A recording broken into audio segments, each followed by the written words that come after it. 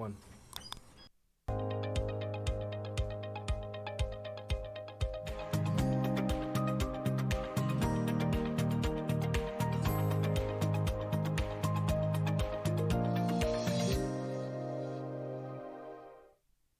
Welcome back to Vital Signs. If you're just tuning in, you're going to want to go to nowmedia.tv, click on shows, go to Vital Signs and catch the first half of today's amazing episode.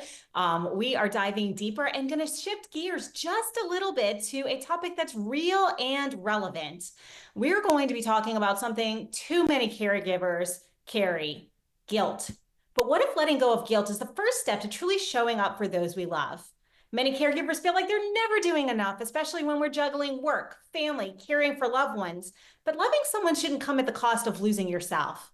Today, we're going to dive into caregiver guilt, how to release some of that, manage it. And for that, I've brought guest expert Hillary Bailey, owner of Freedom Caregivers and Companions, healthcare professional by trade, to illuminate us. Hillary, welcome to the show. Thank you, Jen. Hillary, we see this all the time, and I come from healthcare too, so it's definitely a prevalent thing and has been for many years. Caregiver guilt. Why is that so common, especially for family caregivers? And what can we be doing about it? So I think some of the main reasons that caregivers do struggle with guilt these days is, like you were talking about earlier, they just don't feel like they do enough. Like they should be doing X, Y, Z. And they feel guilty for maybe desiring a break because they're exhausted. They get impatient, they can get frustrated just because it's a very hard job to take care of someone, 24/7, or even if you're just doing it, during the day. If that's all you're doing and you're not taking any time for self-care, it can become absolutely exhausting. Sometimes it can even push them to the point to where they're like, oh, I wish this situation, would end, which can cause more guilt. And they have, can have some conflicts between like their personal life and the caregiving life. They so want their own life and so want to be able to live that life, but they know that they have this responsibility over here. And maybe just the shame and guilt of trying to ask for some help. So yeah. And we definitely live in a culture where asking for help is frowned upon. And especially for females, for the daughters of elderly parents, and for spouses. So when we think about that, and we think about we've got all of this on our plate as caregivers, and we're feeling guilty because we're not bringing our best self. We're feeling guilty because we have these feelings of, wow, I wish I just had this little bit of time to do just something for myself or whatnot. So what does that look like so that we can show up 100% our best selves, feel like our cup is actually full and overflowing to our loved ones, instead of like we're just so depleted and drained and they're not getting the best of us? I think number one is honest communication with the person that you're caring for. I think knowing what your limits are and what that feels like to you. It's perfectly okay to sit down with the person you're caring for and say, I love doing these things for you. It's the way that you frame it to them. I love doing these things for you. I love taking care of you, but I do, want to take some time to go take a walk at the park or go out to dinner, with my friends. How do you feel about that? How do you, I mean, do you notice that that would help me be a better caregiver for you, taking care of myself? I think therapists are very underutilized in this area. I think we could all use a good therapist. But I think therapists are definitely underutilized. Caregiver support groups, I think, are heavily underutilized. I think people don't understand. They think, well, I don't want to go sit in a room full of people and talk about my feelings. No, it's about the community that you build within that caregiver group that you can call and say, man, I'm just having a rough day, and get some motivation, some encouragement from people. We're meant to live in community. So I think that's definitely, like I said, therapists, caregiving groups underutilized. Oh, I couldn't agree more. And I immediately go to and as a female and as a prior healthcare provider, I see this a lot in the spaces that I move, is that we put ourselves on the back burner. And sometimes when we're in that caregiver role, we're no longer on the back burner, we've fallen off onto the floor. And Yep. so we're basically running on empty. And so our own self-care, our own taking care of what we need, it feels like a pipe dream because a lot of times, and I'm going to speak specifically to those of us who are caring for those who maybe have an elder parent with dementia or Alzheimer's, maybe they wander, and we feel like we cannot even take 5 minutes, even to go to the restroom, we feel guilty.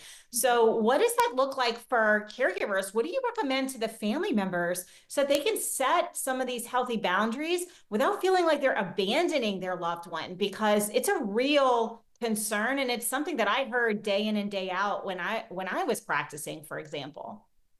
I think it's communication, being open to asking for help no matter how hard it is. We and like I said earlier, knowing our limits and asking for the help that would be most beneficial to us. So for I know some of my clients, like their sons and daughters, they're perfectly okay with helping with like buying the groceries and taking them to the doctor. But the more intimate activities, maybe bathing and dressing and doing some toileting and things like that, that's not for them and it causes them more anxiety. So reaching out and asking for the help that you actually need. Mhm. Yeah.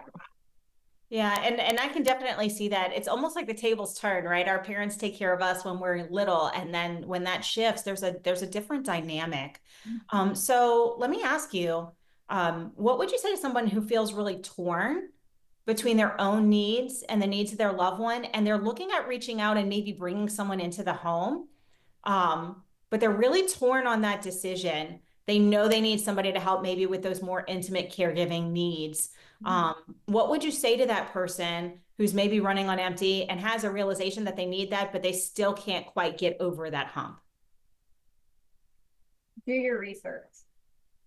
Ask your friends who have been through this before. I know a lot of people like to go on Facebook these days and put it out on Facebook.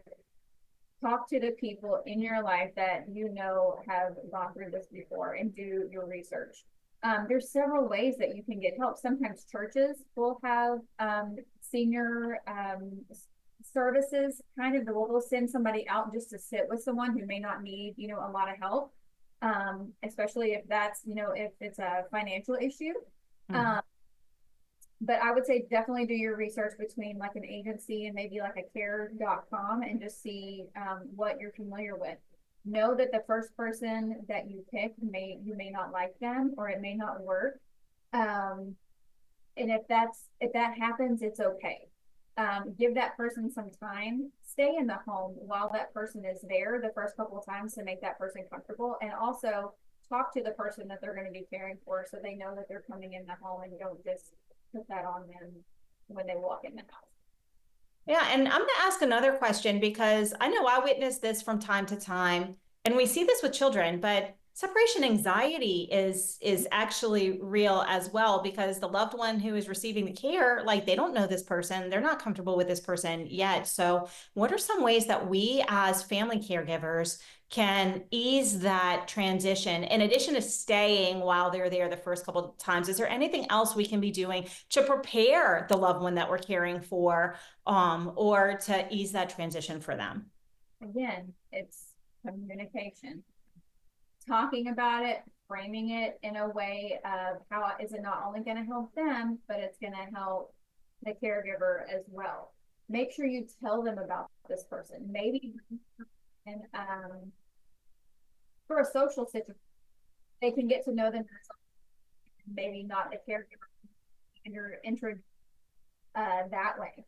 I see this a lot of times with couples who've been married for and maybe one of the spouses has dementia and that person is their touchstone. Like if they're not around, they can get anxious.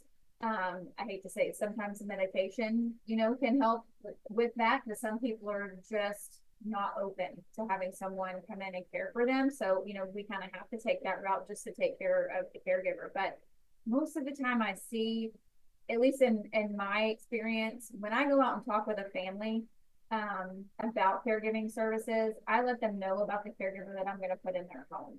I try to make them feel as safe as I can by telling them about who that caregiver is, what their background is, what they love to do, And I picked that caregiver after I've talked to the family. So I think the more that the person who's going to be cared for knows about who's coming into their home and what they're like and who they are, what they've done in the past, um, I think it just makes it a little easier because they feel like they might know them. And I encourage if you're just meeting someone, if you are the caregiver and you're just meeting someone and you're going in there for the first time, sit down and talk to them. Do not walk into their home and start caregiving.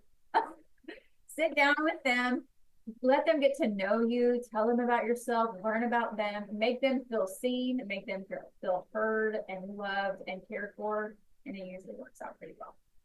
I couldn't agree more.